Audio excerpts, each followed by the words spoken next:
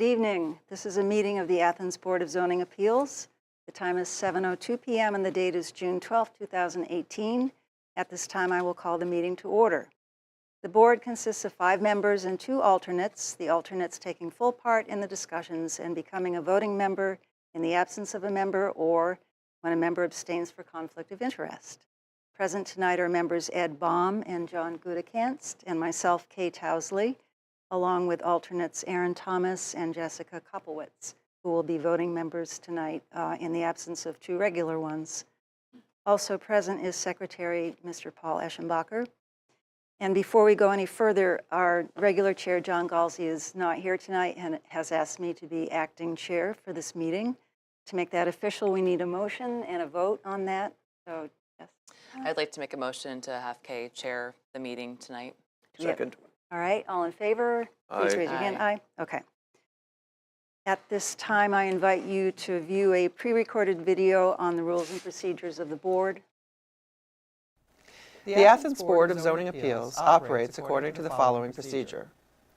The chair will name and describe the case.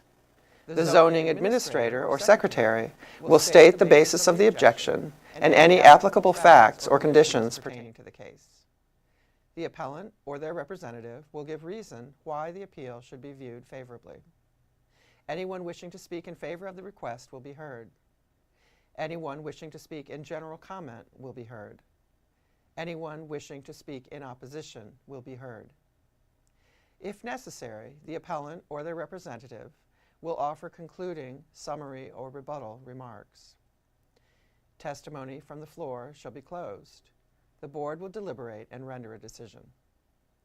According to Athens City Code, Section 23.07.03b, the board has power to grant variances from the strict application of the code, provided the variance will not be contrary to the public interest, the spirit of the code is observed, public safety and welfare are secured, and substantial justice is done. According to Athens City Code, Section 23.07.10c, variances from the code shall not be granted unless the board makes specific findings of fact based directly on the particular evidence presented to it, that the standards and conditions imposed in this title, if applicable, have been met by the applicant. Exceptional circumstances. There are exceptional or extraordinary circumstances or conditions applying to the property in question or to the intended use of the property that do not apply generally to other properties or classes or uses in the same zone. Practical difficulty and undue hardship. Because of exceptional or extraordinary circumstances or conditions pertaining to a specific piece of property, a literal enforcement of these regulations will result in practical difficulty or undue hardship that is unnecessary to the achievement of public purposes. Preservation of equal property rights. Literal interpretation of these regulations would deprive the appellant of rights commonly enjoyed by others in the same zone and the same vicinity, while a granting of the requested variance will not confer on the applicant any special privilege that is denied to other properties in the same zone and the same vicinity. Minimum variance. The variance granted is the minimum variance required to make possible the reasonable use of the property. Absence of detriment. The authorizing of such variance will not be of substantial detriment to adjacent property and will not materially impair the purpose of the zoning code or the public interest. Not of a general nature. The condition or situation of the specific piece of property or the intended use of said property for which variance is sought, one or the other or in combination, is not of so general or recurrent a nature as to make reasonably practicable the formulation of a general regulation for such condition or situation. Any person, resident, or officer, department, or appointed body of the City of Athens, aggrieved by a decision of the board, may petition the Athens County Court of Common Pleas concerning the illegality of the decision. Such petition must be filed within 30 days after the mailing of the decision of the board to the applicant. Thank you. There are 3 cases on tonight's agenda. Case 1813V at 16 Meadow Lane, Case 1814V at 39 North College Street, and case 1815V at 247 East State Street. The board is required to take testimony under oath. Would anyone wishing to speak concerning any item on the agenda please stand?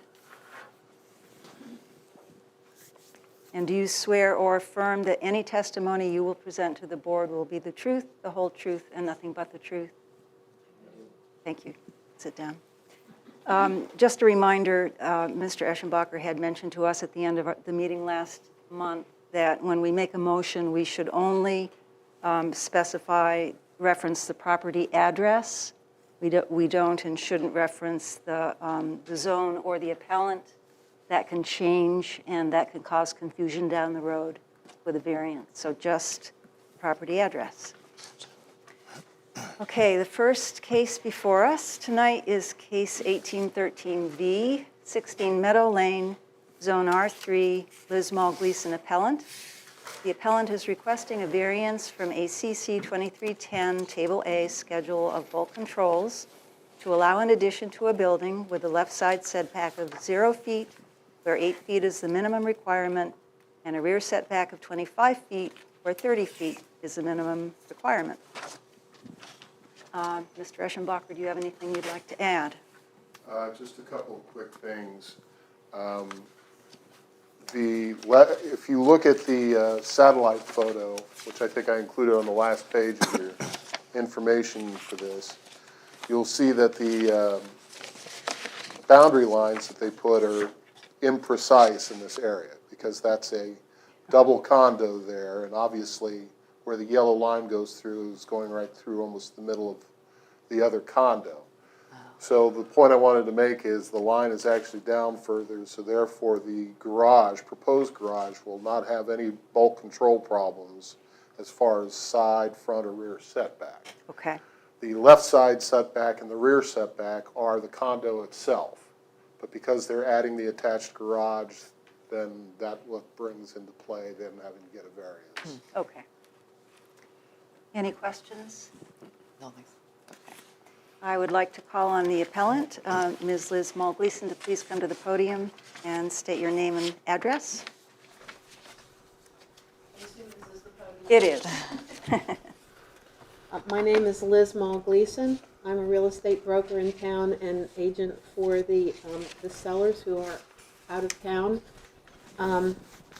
And potential buyer has requested, she's an elderly woman. Could you speak up just a little? Sorry. The potential buyer is an elderly woman that would like to have an attached garage.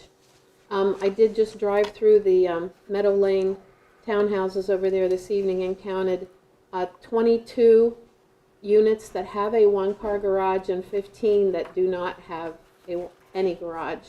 The reason we're able, hopefully, to add a garage to this unit, it is an end unit in the back that has more yard than is usual over there. So adding a one-car garage would look just like the rest of the units that have a one-car garage, and that garage would be well within the boundary lines of the property. I have a question. Those units that don't have a garage, it looks like they have something that could be a garage in the front. You know what I mean? The units have a storage closet in front. It's probably 6 feet wide, and the width of the unit, it's not big enough to have a garage. And what's behind that is living space. Mm-hmm. Let me get Questions? clarification. Would the garage be on the property line or away from the property? Will there be any setback? Does he, Not for the garage, no. not for the garage? Then the second question is, who owns that property to the, would be the south of the garage? The city does, I believe. I'm sorry? The city owns it. On that, as it sweeps around toward those storage units in the back, that's all city? Yes. I believe the city mows it, so I assume they own it.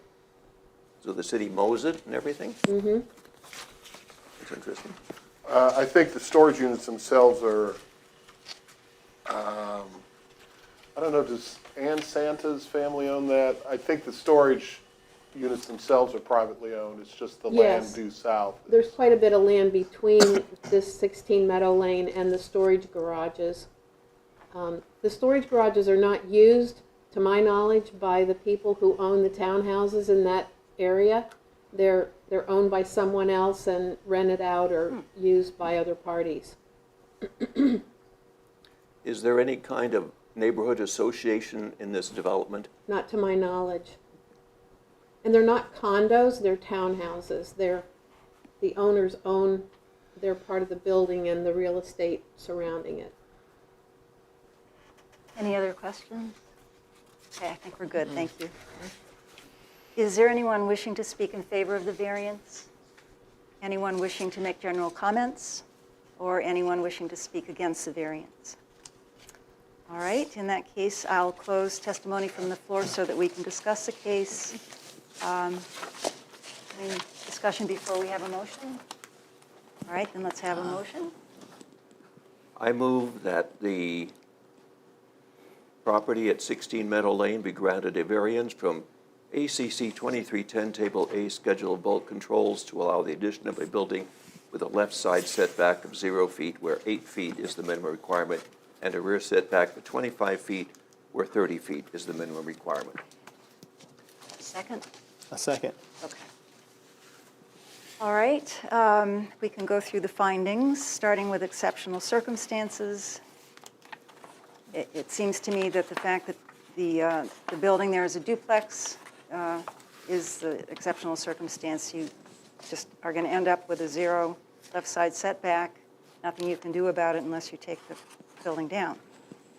And the hardship would be that, as Ms. Gleason pointed out, most of the units have one-car garages. This one does not. This one has room for one, and granting the variance would allow that to happen. Preservation of equal property rights. Similar. Yeah, Yeah. similar. Yeah. And minimum, I think it probably is. It's a relatively small garage and would do the job adequately. It doesn't appear that it would cause a detriment to anyone. There's no one who's come from the neighborhood. And we don't get these kinds of questions very often, so it's not of a general nature. Want to add anything? All right. I just have one question of Mr. Eschenbacher. Does the city have any problem with people walking on their property to get from the front of the house to the back of the house? If they, well, I mean, officially, they probably don't want people to do it, but as long as it's not hurting anything, I don't think they're going to make a strong objection. Okay. There would be room to walk around the garage on the property without going on the city property. Okay. With 0 setback. Well, not on the left, but on the right. I think we're ready to vote. Yeah. So all in favor of granting the variance, please raise your hand. Looks like it passes 5-0, so you have your variance.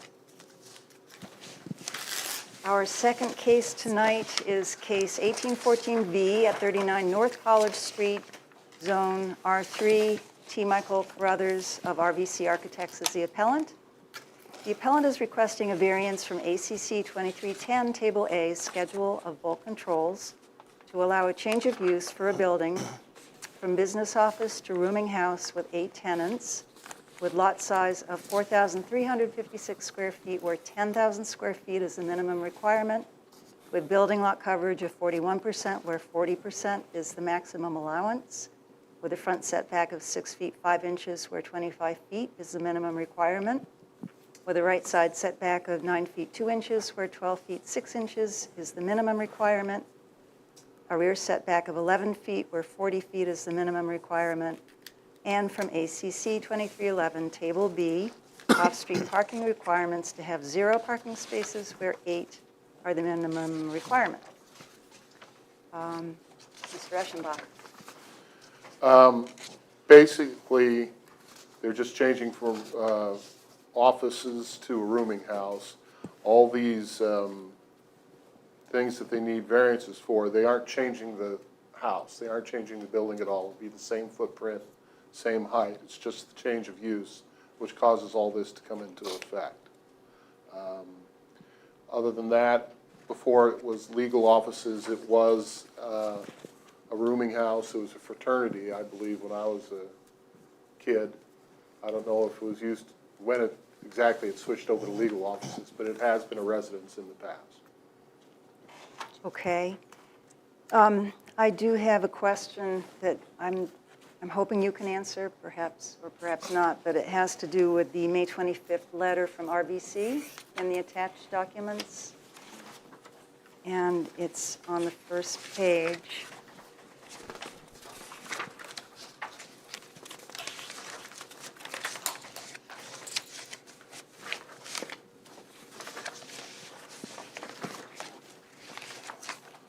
And it's in the middle of section requested variance. When we look at variance number 3 that they're suggesting there's a sentence that says, provide an exception for any accessibility ramps, stairs, and/or lifts required to meet 2017 Ohio Building Code. Is that something we have? No, it's just a natural exception to the rules Okay, it's about just what's there. allowed to be added to a building. Okay, we don't have to worry about that. No. Okay. All right, any other questions for Mr. Eschenbach? And I see you've already beat me to it. It's ready. Could you give us your name and address, please? My name is T. Michael Crothers, and I'm with RVC Architects, 131 West State Street. Can everyone hear me? Mm-hmm. Okay. Today, what we are trying to do is convert, as stated, a commercial building back to a residence, which will have 8 bedrooms. This house is 118 years old, so we definitely want to preserve it. And it is actually a Victorian house. The deed that will be transferring between Mr. Sowash and Brian Wharton will actually have a deed restriction already on it that the house must remain as a Victorian and stay as Victorian. The only changes that are permitted to happen are if there's any issue with rot or if anything needs to be fixed or replaced, which I don't think will be the case, but it'll just be very minimal stuff that needs to be done to the site, and that's it. One of the variance requests that we want to open up, which is 2 options for the parking. We can either do, as we've done in the past, which is at 14 High Street, which is where we're granted no parking where 8 is required. Or the other option would be to allow us to deed restrict parking that is beyond the 250 feet. Brian actually does have parking elsewhere. It's just about 6 minutes away, a 6-minute walking distance. So, and, the major issue with the site is that it is, because of its size, we can't just move the house to accommodate any of the setbacks or any of the requirements. And it is landlocked between another business and Domino's. So we can't add any more property to it or anything of that nature. So it's not very practical to try and put any parking on it or meet any of the setbacks or the lot coverage. Okay, thank you. Any questions? Let me go back to the parking. Tell me again the 2 options, and is there a third option that you have? I don't have a third option. However, I'm sure that Brian would entertain a third one if you wanted to speak to that. Okay, sure. If you don't mind. No. No. I have a question about the alley on the left side of it. Is that owned by you, or it's shared? Oh, I know which one you're referring to. That is considered a right-of-way, and my understanding is it isn't owned by either, or is it? Go ahead. Name and address, please. Brian Wharton, 82 North Court, Athens. So for the parking, maybe 6 months ago, I was here for 14 North High Street, house across from the middle school gym. It had a driveway, R3, you can stack parking. It still only counts as one parking spot. And I asked just remodel the house, don't expand or whatever, and we just kept the one parking spot. So that's option number one. It doesn't have any parking there because the alley to the left of the house, when you're facing it, from my understanding, is owned by the subject property and the neighboring property, Malika Golf Salon and Sillery. From my understanding, they own like 3 feet of that. Okay, so you can't, if you were parked cars, you would technically be on 3 feet of their property, okay, there, from my understanding. So that's option one. Option two, I'm happy to, I own a parking lot on Congress Street, 13 spots, they're painted, they're all marked, they all are 20 by 9, the amount of square footage that's, deemed to be a parking spot. And I'm happy to deed restrict 8 spots at 98 North Congress or a combination of 94 North Congress and 98 North Congress. They both have lots. They sort of just kind of run together. So deed restrict in those deeds 8 parking spots to this property. The only issue with that is that it does exceed the 250 Yeah, I mean, feet. yeah, it's probably it's bottom of Court Street. Take a left. It's right behind the Masonic Lodge there on Carpenter. Their property runs right into it. So after their parking lot, the parking lots are right there. Yeah, just a couple other things I'd like to bring up is when Mr. Sowalsh and I were discussing the possible sale of the property. I told him, how beautiful I thought the house was, how I used to always, as I drive by the house over the years, it just catches your eye as you come up State Street. I think it's, the peak on the porch or whatever, the little rotunda they got there. And,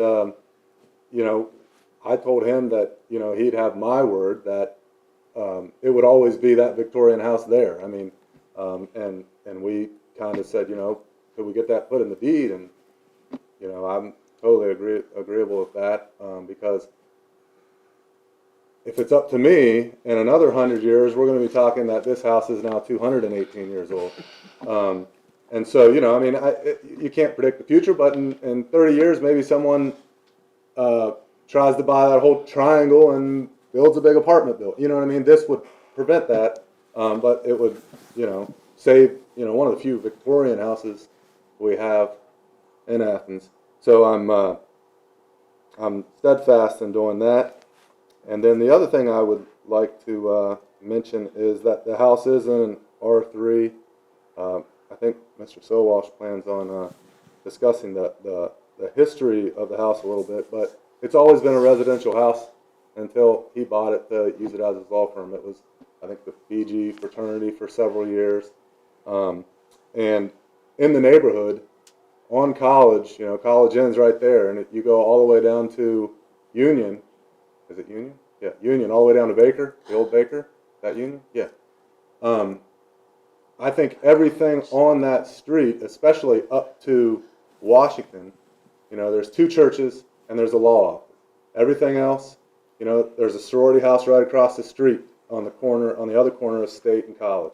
The Acacia fraternity house is catty corner from it. The big, the Catholic church is on the corner of Mill and College, but on the other corner of Mill and College, the big white brick building is there's 15 tenants that live there. There's 12 across the street from that, and I mean, and then it starts Greek Row right there. You know what I mean? So it's in an R3, and virtually everything on that street is residential, and that's what R3 is. So I don't know. I'm committed to keeping the house as it is. I'd like to clean it up, paint I don't know, some sort of color. My wife's in charge of that, but that's all I got. Thank you. Can you guys just clarify? I don't really know what a boarding house is. Is it for students? Is it for? I guess I'm just trying to figure out. 6 or more people. Oh, okay. Yeah. So yeah, Thank it has you. to, it has to Thank have you. state-approved Gotcha. plans, which would Okay. require, fire suppression system, and, So it's a rooming house with separate rooms instead of separate apartments, is that correct? yeah, it's just one house, just Yeah, just gotcha. much like on High Street. I don't know if anybody remembers, but it was 5 one-bedroom apartments, and we Yes. made it a rooming house, and so it has one kitchen. I think this Gotcha. has plans to have like 3 full bathrooms and a kitchen, Correct, yes. open dining and Gotcha. living room. Thank you. Who has all the parking spots in the Domino's lot, Yeah. right on the right side of that is yours? Mr. Stowash may know more. We might have 2 spots back there, but it hasn't been Yeah. surveyed in a long time, and there would have to be, I think, maybe a right of way to come into those 2 spots, which I don't know if it's on record anywhere or not. But I just assume I have 8 spots, so I'll just throw that on there and see if that's agreeable. Thank you. Other questions? Okay, I think we're good for you for now. Anyone wishing to speak in favor of the variance?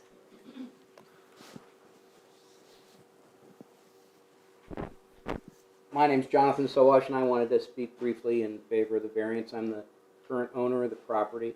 And your address? My address is 6607 Fox Run, Athens. Thank you. I own it with my wife, Cassandra Watt. We purchased the property in 1987 when the Fiji Fraternity House had vacated. They were there from 1968 until 1986. The home came up for sale because the Fijis were moving to a new location, and the Domino's franchise was buying the old Diamond Savings and Loan where they're still located. They needed parking. There wasn't enough parking there, and that property becoming vacant came up for sale. This being Athens, there was a poster campaign and an effort to save the home. Domino's and their local franchisee were interested in that as well. They were able to purchase a much smaller, lesser home and move their parking lot closer toward the city building. And we were able to preserve the home. At that time, there were 18, it was a rooming house under these definitions, 18 Fiji fraternity members in the home itself, and the president of the fraternity was in a brick garage where the parking lot is now that was painted purple, for any of those of you who might remember that. That was torn down, the purple garage, but we were able to preserve the home. And as to the parking issue, Domino's owns all of the lot. They, during the day, the Malika Gall Sloan Ancillary Firm uses the portion of the lot facing the building. We were able to use 2 spaces in the Domino's lot, and we rented additional spaces off street for our employees over the years. Prior to its use as a fraternity and a sorority in the 50s and 60s, it was a family home beginning in 1901 when it was built. It was built and was the first home of a person named Stanton. He was the dean of students for Howe University at the time. And so it goes to 1901. The main thing I wanted to speak to is the issue of preserving the home, because that was important to us, and it was important to us in terms of a future owner. And it's been our experience with this home and with our work with preserving the Eclipse Company town that repurposing or reusing properties is often necessary in order to find best uses and perpetual uses to allow unique properties to continue. So it is with that in mind that I would urge you to look favorably at the opportunity for a new owner to come and preserve the space. We did fix up another home in Athens, 85 Congress, or is it Carpenter? Is it Congress Street? At the corner of Congress and Carpenter. At one point we had 2 law offices, or 2 buildings for 1 law office. We sold that property when we didn't need that one for office space, and Brian Wharton was the purchaser. At that time, we said we'd really like it to stay the same. We want to keep the green space around it open, and we've been really happy with how he has done that over the years. I went and looked at High Street and how that's being tuck pointed and fixed up, and I'm impressed with his commitment. We also tried to make a bit of a green space on this home at 39, an office at 39 North College, where we've planted new trees as we had to replace trees over the years that were in the right-of-way of the city. We've put the trees back on the property itself. We've added a bunch of native plants and just created a tiny little green space and private brick walkway that is used heavily by the students. Might need weeded now and then, but it's carrying on for a bit of green space. And what's otherwise, we're surrounded by brick buildings. We're the last remaining house in what was called the Iron Triangle, which is that little triangle, which if you look back in some of the Athens history books, there's some amazing other homes that were located there. Okay. So it's in the spirit of that I ask for your favorable approval. Thank you. Thank you. Anyone else wishing to speak in favor of the variance, or in general comment, or in opposition?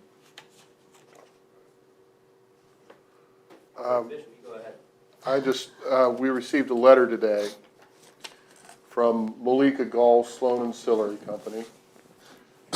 Dear Chairperson, our firm recently received a notice of public hearing regarding the variance request for 39 College Street, our next door neighbor. After much discussion, the firm has decided to oppose this variance request as to the requested parking variance only.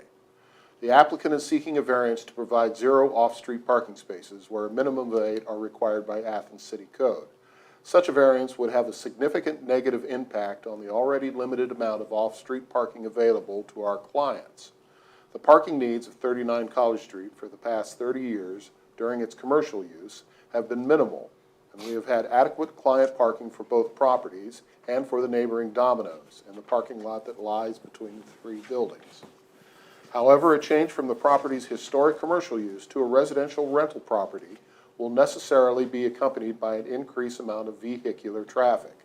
Whatever efforts the applicant makes to prevent tenants and their guests from parking in this parking lot, it is virtually certain that they will still park in the lot with regularity at any time of their convenience. This would be especially burdensome for those of our clients with mobility challenges, as the only ADA accessible entrance has been intentionally located next to the parking lot to provide our clients with the safest and most convenient access possible. We ask that the Board of Zoning Appeals deny the applicant's request for a variance from the off-street parking requirements. We have no objection to the remainder of the applicant's request. Very truly yours, Malika Gall, Sloan and Sillery Company, LPA. Thank you. Would you like to come to the podium? Good evening. I'm David Mott of Malika Gall, Sloan and Sillery Company, LPA, the next door neighbor. And your address? 35 North College Street, Athens, Ohio. Thank you. The firm has decided to oppose the request for a parking variance. As stated in the letter, there's a limited amount of parking here. Now, granted, some businesses use more parking than others. The real key to having 3 businesses there is you have pretty good certainty who you're going to be dealing with when you have a parking issue. And over the past 30 years, it's been pretty easy. If someone ends up in the wrong spot, we run short, you make a phone call, you get it resolved. With residential tenants who are going to be in and out every year, we're not going to be able to do that.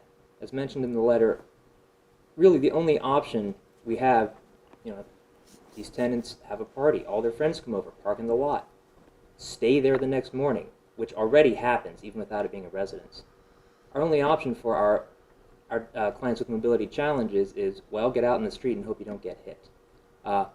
Really, we would like to see this maintained in a way that 3 businesses on a very tight triangle can continue to work together so that the parking accommodates everyone. And we don't see that being reasonably practical if one of those properties becomes a residence.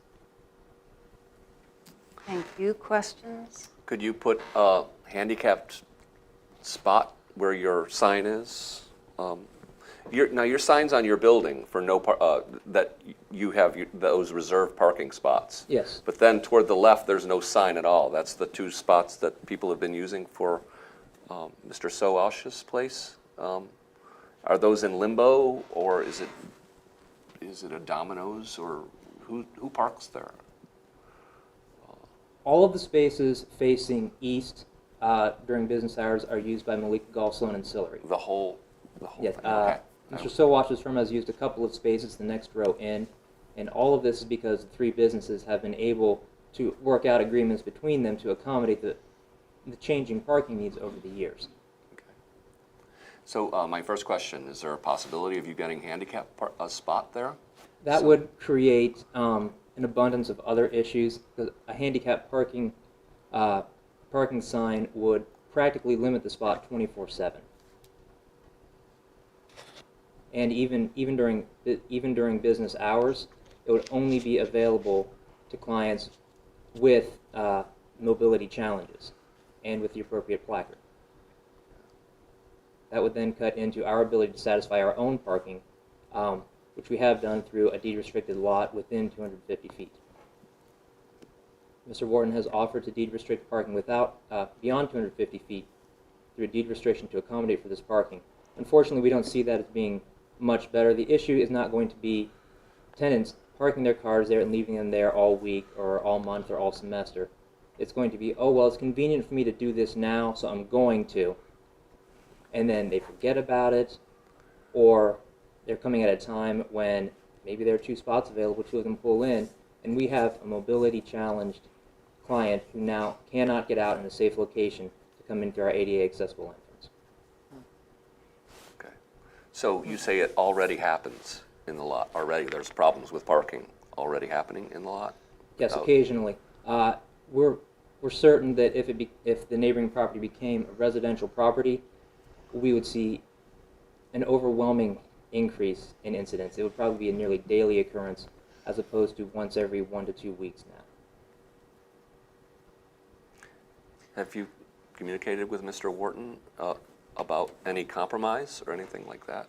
As we stated in the letter, I'm sure he has the best intentions, and I'm familiar with Ohio Realty's management practices. They do one of the best jobs around of making sure their tenants know what they're supposed to do. They're just not going to listen.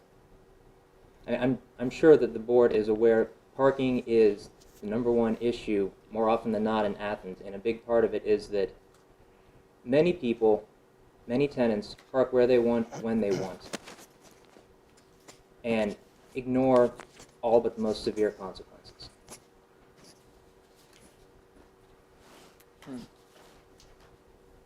If there were not a change of use and instead it were to become some other kind of commercial enterprise, would you still anticipate having parking issues depending on the nature of the business that came into the building? It would be a possibility, but we would foresee a much greater ability to work with that business and with Domino's to accommodate everyone's parking needs. Because we're going to be working with the occupants who's going to be there long term, rather than tenants who are in and out, have no relationship with us, have no relationship with Domino's. With all the other students living in the area, do they sometimes encroach on the parking area? Occasionally. Not to the same degree it would be if they were right next door. I know I'm just going to park here, unload my laundry, unload my groceries. I'll move my car later after my class. Any other questions? Okay, thank you. I have Yep. one question. The fraternity houses that are right down the street there, do they have off-street parking, or do they have their own parking? I could not speak to all of them. I know some of them do. Okay. Most of them Most usually of get them like, have off-street yeah, parking. yeah. Most of them is like 3 or 4 spaces behind. Thank you. Thank you. Would you like to come back? I can understand their concern. If there's a business next door, they can readily get, on the phone or walk next door to a business. I'm running a business, and I'm easily accessible virtually every day.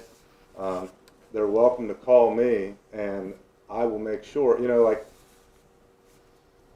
we have a lot of apartments uptown where there's lots next to those buildings that the tenants aren't supposed to park in. And, you know, we tell them, you know, you can't park there. If you park there, you know, one is a nice warning, two, you know, you see the Curtis Towing sign, that's what's going to happen. And it doesn't take many tows for them to realize that, you know, one tow, usually. And they realize, you know what, $125 towing ticket's pretty expensive. I'm not going to do that.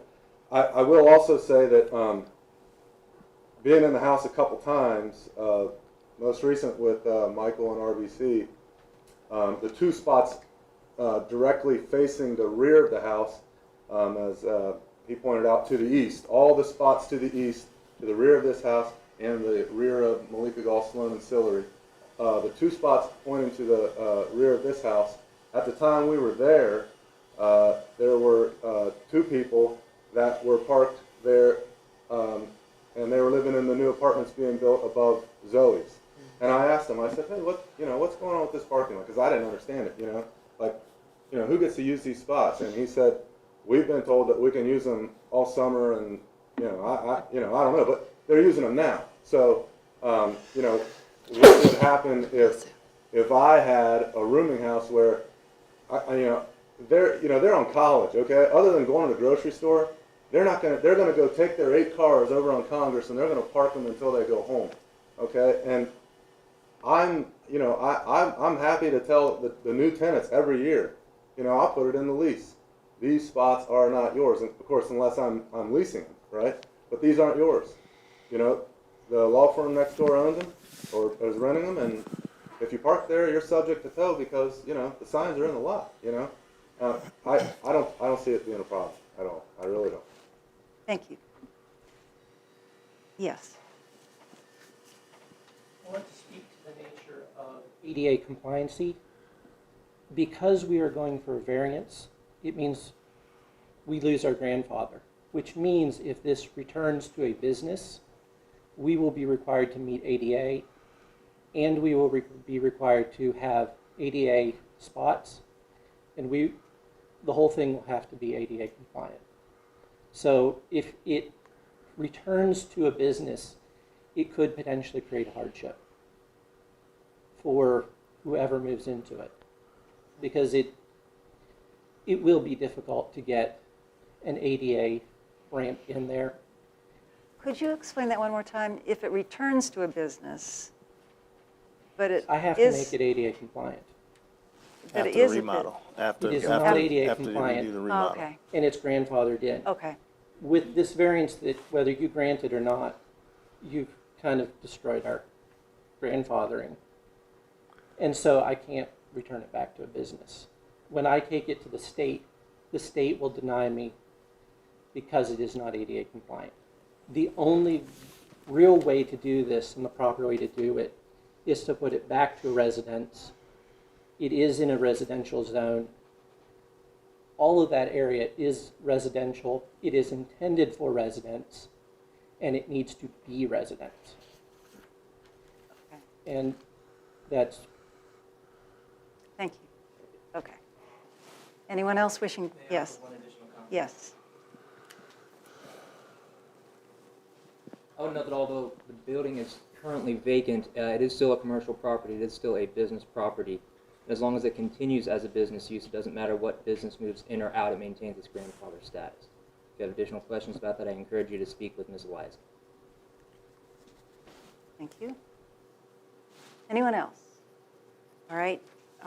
We'll close the testimony from the floor so that the board will discuss the case, and we need a motion to grant the variance. I'm going to try one and see what people here think. Okay. I move that the Board of Zoning Appeals grant a variance for property at 39 North College Street from ACC 2310 Table A without reading all of it down to the word "and" in the next to last sentence, replacing the last 2 lines with "and 8 deed restricted parking spaces in another location." I second the motion. Can you hold one sec? Go ahead. Can we say something about the distance? No, I'm just, because they can't meet the distance requirement. No, but can Need the we say, I variance think over the what they're 250 feet. suggesting How far is- away is your other lot? I was specifically 94 and 98 North Congress. I think there's like four more spots on 94 that is not needed at the subject property, and then there's 8 spots, 8 at 98. So I mean, we could do them all at 98, or we can do 4 Okay. at 94 and 4 at 98. Instead of saying in another location, say at 80, no, 94 and 94. 98 North. 94 and 98 North Court Street. Congress. North Congress. No, Congress, sorry. And then John. Yes, I second the motion. Okay, so we're good on that, Mr. Eschenbach?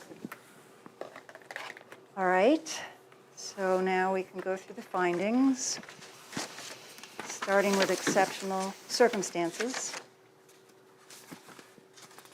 I think that the house been residence for, for almost 50 years before it was business for 30 years. Okay, So, The house itself is exceptional. yeah. And it's one of those things that's so common in Athens, where the code was written long after these houses were built and lots were created. It doesn't fit. And so that, by its very nature, makes it exceptional. okay. And difficulty and hardship that results?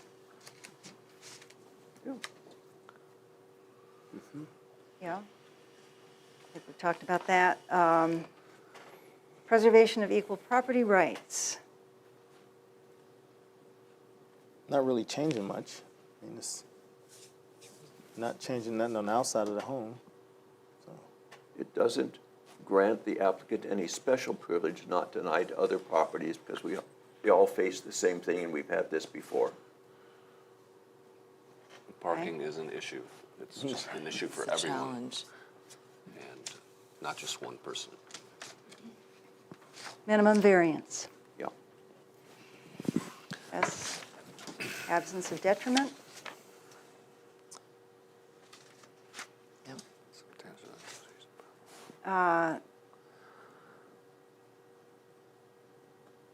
So there's some concern that that could happen. It's not a given. And, you know, a rebuttal has been put in place, has been argued that that any temporary issue can be taken care of very quickly, of students parking where they shouldn't. And not of a general nature? No, it's No, we don't get these very often. Are we ready to vote? Okay. All in favor, please raise your hand. Okay. Looks like it passes 5-0. The variance is allowed. Our final and third and final case tonight is case 18V, 247 East State Street, Zone R1. Shui Ying Allen Lin, appellant.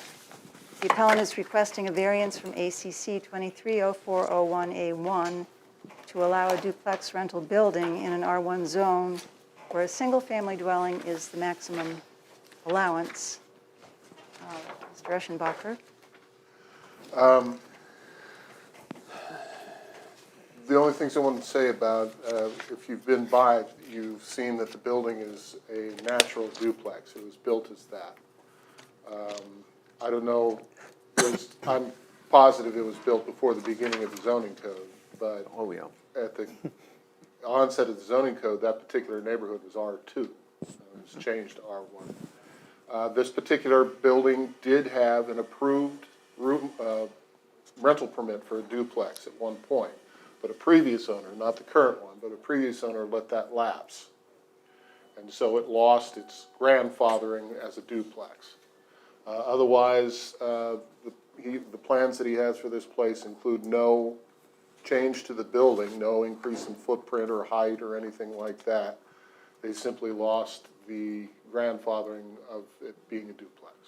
So what's the 249? I seen 247. Two- so that that's the that was other the half, that's yeah. the other half. Okay. Two halves. I rode by and trying to like, it's already two addresses. All right. Other questions? Okay. Could the appellant, Mr. Lin, please come to the podium and state your name and address? My name is Su In, so I live in the 247 East State Street. Okay, a little louder. Okay. My name is Su In, so I live in the 247 East State Street. So my English is not very well, so my manager, David, they will speak for me today. Okay, thank you. Yeah, as Mr. Lin has mentioned, I'll be a property manager for that duplex. Your name and address again? My residence or who I'm speaking for? Your name Yours. and address. Yours. Okay, my name is David Telega, Telega, and I live at 3 Applegate Drive, 45701. Thank you. So, yeah, as has been mentioned, the duplex has been in the past grandfathered in the R1 residential area. And the house he bought at a sheriff's sale due to a foreclosure, and so there was a lapse in the rental permit. With this lapse, it got put back to an R1 status. When we tried to do a rental permit application, it was denied because it's an R1, whereas it's a duplex. As was mentioned, it's always been a duplex. There was no change to the structure, and the grandfather status lapsed. I would like to say that potentially residents around the area might have some objections to this due to the prior owner's maybe neglect, and maybe it was the residents there were a bit loud and maybe disturbed the residents. But it's my intention to be an active property manager and to ensure that any kind of problems or issues or disturbances to the neighbors around that area will be dealt with directly by me. Across the street, that floral shop is being converted by Diversified Properties into a multi-unit rental area. So yeah, it's just my intention to ensure that we're not a disturbance to the neighbors. Mr. Lin has invested a lot of money in this property, and it's actually made, I think, that part of East State Street a better place. The improvements, I think, are considerable. And so that's where we're at. Thank you. Any questions for Mr. Telega? Yeah, is Mr. Lin staying in 247, and is he going to be there all the time, or is he going to rent that out?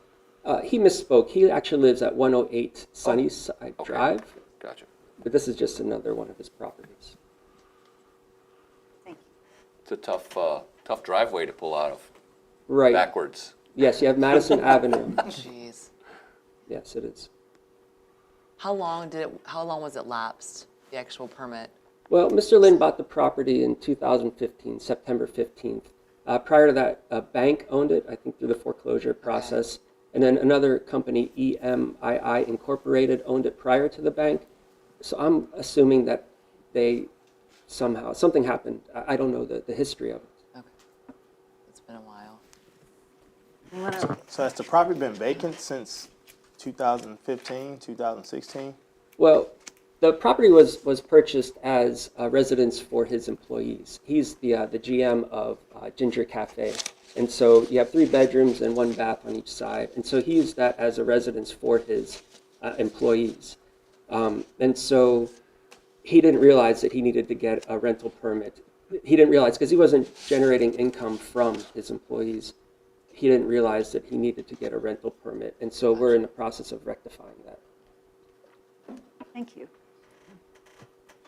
Gotcha. Are there any other rentals on that street or across the street there besides the flower shops? Gonna be? The house that's on the opposite corner of Madison and East State is not. Okay. The next 2 houses are, The yellow house is. and the house on the corner of Evans and East State Street is currently vacant. It had a rental permit at one time, but it was never actually used for a rental. But yeah, there are rental properties up and down East State on either side of the property. All right. Thank you. Is there anyone wishing to speak in favor of the variance? General comment about the variance? Yes.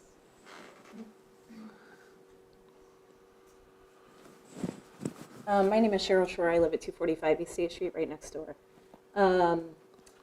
I guess my biggest concern is just, I want to make sure that when I look up there, it says a single-family dwelling. I understand if you give the variance, he can rent to 2 families, 1 on each side. But I guess my question is, what is the definition of family? I just want to make sure it's not a bunch of people that are disconnected. I'm happy with what they've done with the property. We purchased our home in 2012. At that time, there were college students living in the side closest to our property for a week. And then OU graduation happened, and they moved out, and that property sat vacant until he bought the property and started working on it. And he's done an amazing job. Really, it's helped our property a lot for him to be there doing as much as he has to the property. So I appreciate that. I guess my biggest concern is I don't want it to be a lot of just random people in there. I just don't know what the definition of family is. Does that make sense? Mr. Eschenbacher? Definition would be parents, children, grandparents, brothers and sisters. If he rents to non-related people, he can have no more than 3 people in each side. Okay. Right. And I think that's currently, I mean, his employees live there now on the site closest to us, and we haven't had any issue. And I think it probably is maybe 3 of them. But that was my biggest concern, is just making sure that it's not a lot of, random people in and out that we don't really know, and we can't control how many. So that was my biggest concern. But other than that, I don't have concerns. I mean, it makes sense. It's a duplex. It would make sense to allow people to live on both sides. Okay. And I'm glad that someone's using it now instead of sitting vacant. Thank you. In answer to his question, there are 3 more rentals across the street from us. So the 2 that flank the corners, Madison and Evans, are not rentals. The one on Evans is vacant. It was an elderly couple that lived there, and they've moved out since, and nobody's there. The blue house is a family residence, but all 3 of the white houses are rentals there. Okay. I think LaRue maybe owns those, possibly, but Okay. those are rentals. Thank you. Anyone else wishing to make a general comment or to speak in opposition? Okay. We'll close the floor from testimony and discuss the case. We need a motion first. Someone else want to make one? Okay, I'll make Oh, one. all right. I move the Board of Zoning Appeals grant a variance to the property at 247 East State Street, where there was a request for a variance from ACC 230401A1 to allow a duplex rental building in an R1 zone where a single-family dwelling is the maximum allowance. Second? Second. Okay, exceptional circumstances. I think as we've said a couple times, that this property was built as a duplex and has been functioning as a duplex for most of its life. And unfortunately, it lost its grandfathered status, but it really is meant to be a duplex. And I think the difficulty and hardship would be that without granting this variance, it really couldn't be much of anything. It's just constructed in such a way that that's what it has to be. Preservation of equal property rights, I think, is rather moot, as there aren't other duplexes in the area. Minimum variance seems to be minimum. Absence of detriment, we've not heard from anyone other than the possible concern that's been addressed from one neighbor. And certainly we don't get many of these not of a general nature. No. So let's vote. All in favor, please raise your hand. We approve 5-0, so the variance is allowed. All right, that's the end of our cases. Other business, we need to approve last month's minutes. If someone would like to move to approve them as presented. I approve the minutes last Or meeting. Second. Okay, all in favor? Aye. Okay, 5-0. And meeting adjourned at 8:01. Wonderful.